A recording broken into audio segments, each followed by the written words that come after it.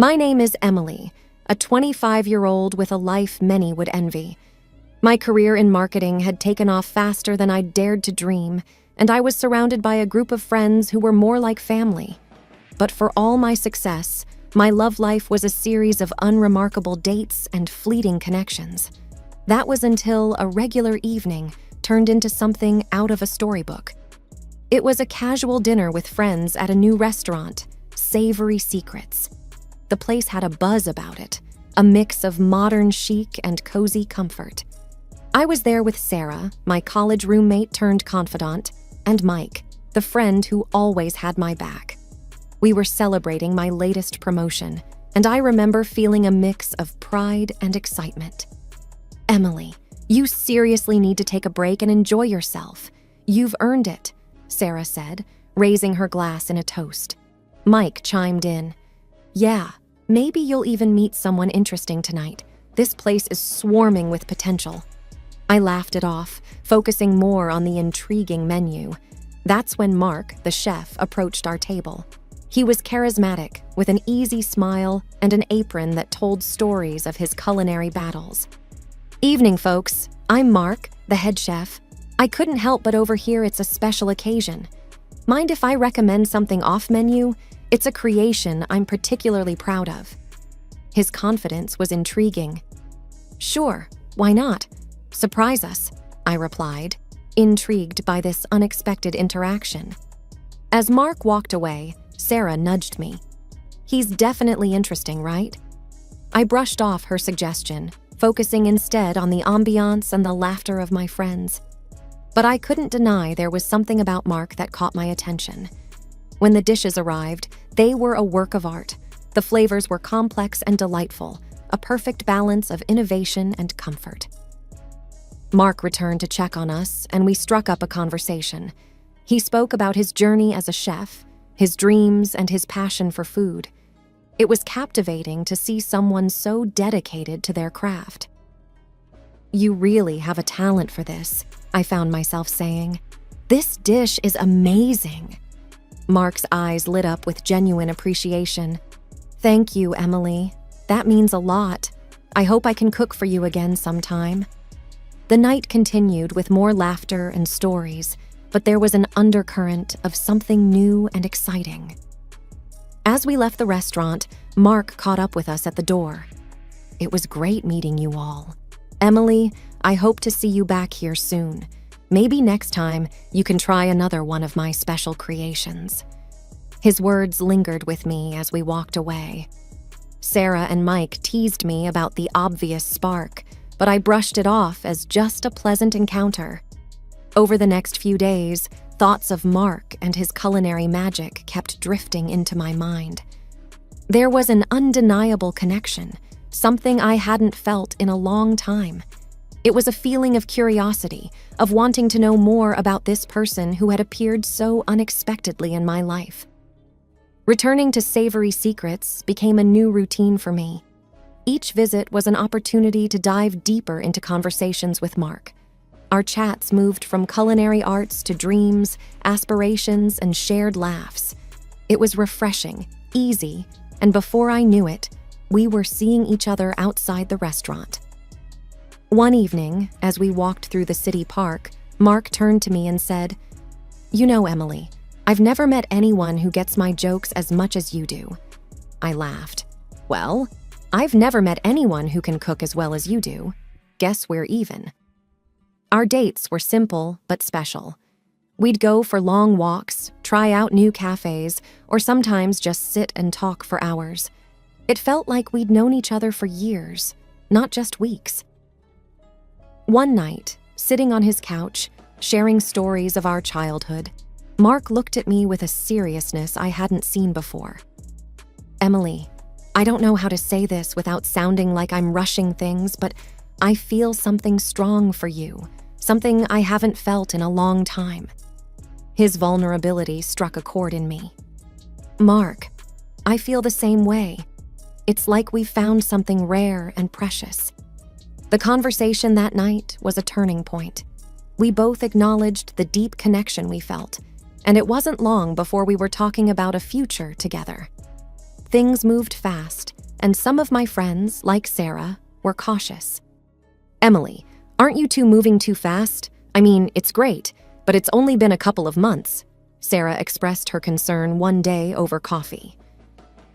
"I know it seems quick, Sarah, but with Mark, it just feels right. I can't explain it," I replied, trying to convey the certainty I felt in my heart.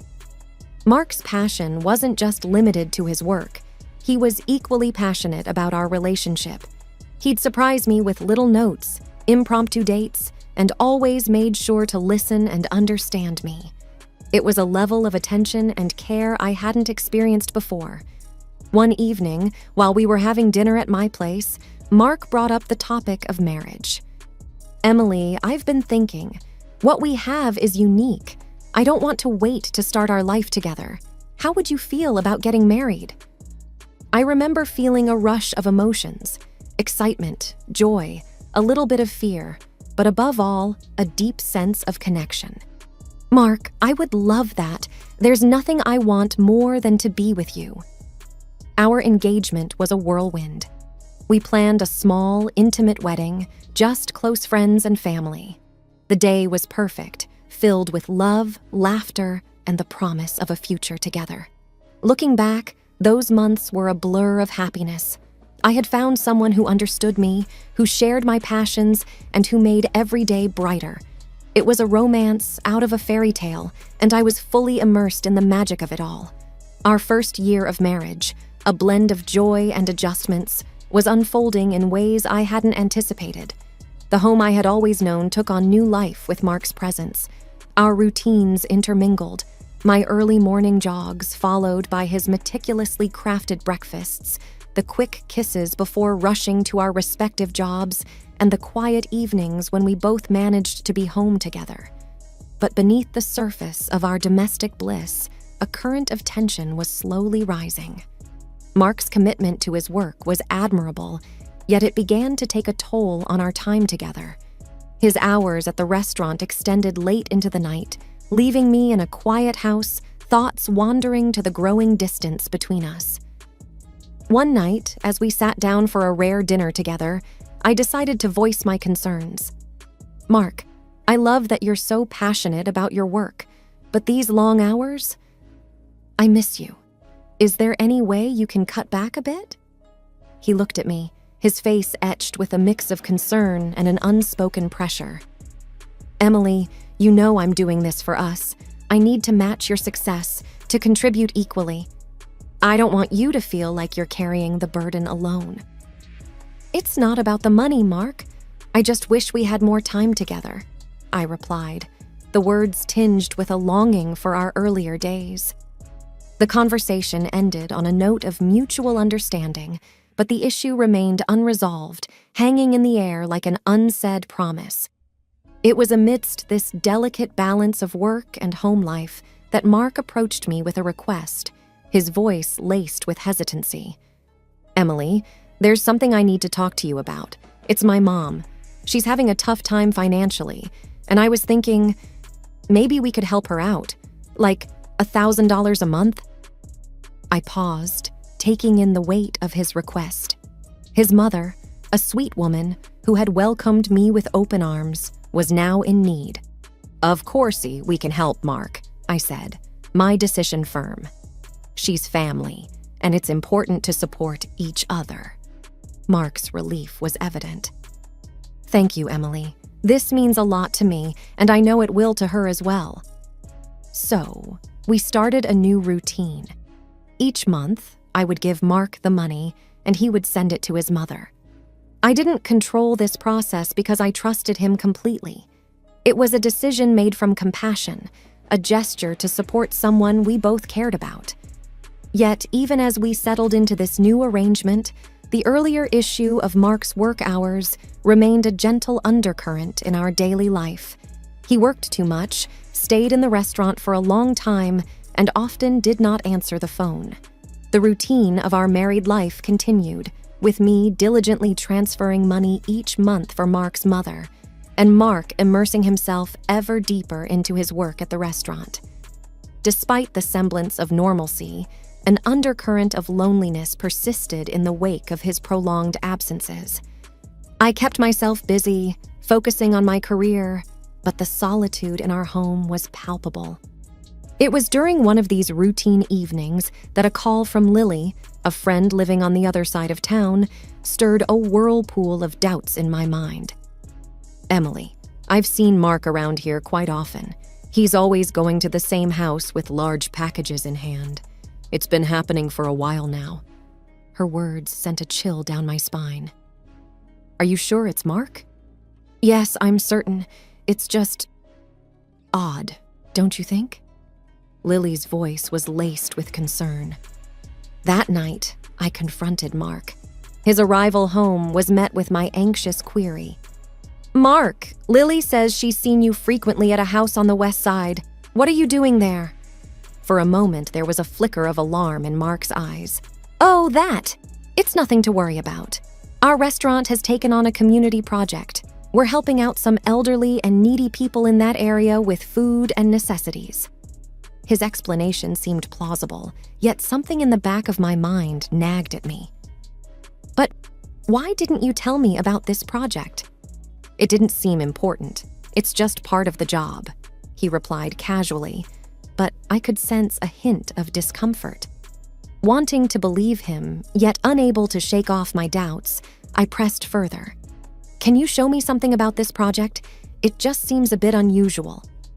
Mark paused for a moment, then took out his phone. He scrolled through his photos and showed me a picture of himself standing next to an elderly man, both smiling at the camera. "See, this is Mr. Thompson, one of the people we're helping." The photo did bring some reassurance, but the seeds of doubt had already been sown. The smile on Mark's face in the picture seemed genuine, and the elderly man looked like someone who could use the help. Yet, why did I feel like something was still amiss? That night, as I lay in bed, Mark's regular breathing beside me, I couldn't help but feel a mix of relief and lingering suspicion. The photograph had partly allayed my fears, but Lily's words echoed in my mind, and a small part of me still questioned the truth of Mark's explanation. The days following the conversation about the charity work and the photograph Mark showed me slipped by in a haze of half-hearted reassurance. I wanted to believe Mark, to trust in the life we had built together, but the seeds of doubt, once planted, refused to wither away. My uneasy peace was shattered one afternoon by an unexpected delivery. A courier van stopped in front of our house, and a young man rang the doorbell, a large box in his arms. "Package for you," he said, handing me a clipboard. Confused, I looked at the box and then at the delivery note. "There must be some mistake. We didn't order this." He checked the address and the name on the note. "It's all here, correct address, signed off by a Mark. It's baby supplies, diapers, baby food." I felt a chill run down my spine. "Baby supplies?" "Yeah. You sure they're not yours?" he asked, a puzzled look crossing his face. "No, they're not," I replied, my voice barely a whisper. The courier scratched his head. "Well, maybe your husband ordered them for someone else. He orders similar stuff to another address quite often." His words struck me like a lightning bolt. Another address? The same one Lily had mentioned seeing Mark go to with packages? I handed the box back to the courier. "There's been a mix-up. These aren't for us." The courier seemed to sense my distress. "Maybe your husband just got the addresses mixed up." "Happens sometimes." As he drove away, I stood there, rooted to the spot, my mind racing. The coincidence was too glaring, the implications too stark to ignore. I needed answers, and I needed them now. Determined, I went inside, grabbed my keys, and headed straight to my car. The address, the same one Lily had seen Mark visiting, was now my destination. My hands trembled on the steering wheel, each turn bringing me closer to a truth I both dreaded and needed to confront. The drive felt surreal, as if I were moving through a fog of disbelief. How could my life, which seemed so perfect, unravel so quickly? What was waiting for me at that address? I tried to brace myself for what I might find, but deep down, I knew nothing could prepare me for the reality of betrayal. As I neared the address, my heart pounded in my chest. I parked the car, took a deep breath, and stepped out. The house in front of me looked ordinary, yet it held the key to the secrets Mark had been keeping. Standing at the doorstep of the unknown, my heart raced with a mix of fear and determination. The door opened, and a young woman appeared, her eyes curious and a little cautious. She was holding a toddler, no more than a year old. "Can I help you?" she asked, looking at me with a puzzled expression. I took a deep breath, trying to steady my voice. "I'm looking for Mark. Is he here?" Her eyebrows knitted in confusion. "Mark. Yes, he's here. Who are you?" Before I could answer, Mark appeared behind her. The look on his face when he saw me was a mix of shock and fear. "Emily, what are you doing here?" I could barely find my words. The sight of him in this setting felt like a punch to the gut. "I could ask you the same, Mark. What's going on? Who is this woman? And why are you here?" The woman looked from me to Mark, a growing sense of realization dawning on her face. "Mark, who is she?" Mark's voice was shaky. "This is Emily, my wife." The word wife hung in the air, heavy with betrayal. The woman's face turned pale, and she stepped back, her gaze fixed on Mark. "Your wife. You told me you were divorced." I felt the ground beneath me shift. "Divorced? Mark, what is she talking about?" Mark's eyes darted between me and the woman, his usual composure crumbling. "Emily, I can explain. It's not what it looks like." I shook my head, disbelief and anger swirling inside me. "Explain? How can you explain this?" The toddler in the woman's arms began to fuss, sensing the tension. She looked at Mark with a mixture of anger and hurt. "You need to leave, Mark. Now." Mark hesitated, his gaze lingering on the child, then turned to me. "Emily, please, let me explain. This is all a big misunderstanding." But the pieces had already fallen into place. The late nights, the secretive behavior, the baby supplies. It was all clear now. Mark had a life here, a life I knew nothing about. "Save it, Mark. There's nothing you can say," I said, my voice breaking. I turned and walked away, the sound of the closing door marking the end of the life I thought I had with Mark. The drive back home was a blur. Tears streamed down my face as the reality of Mark's betrayal sank in.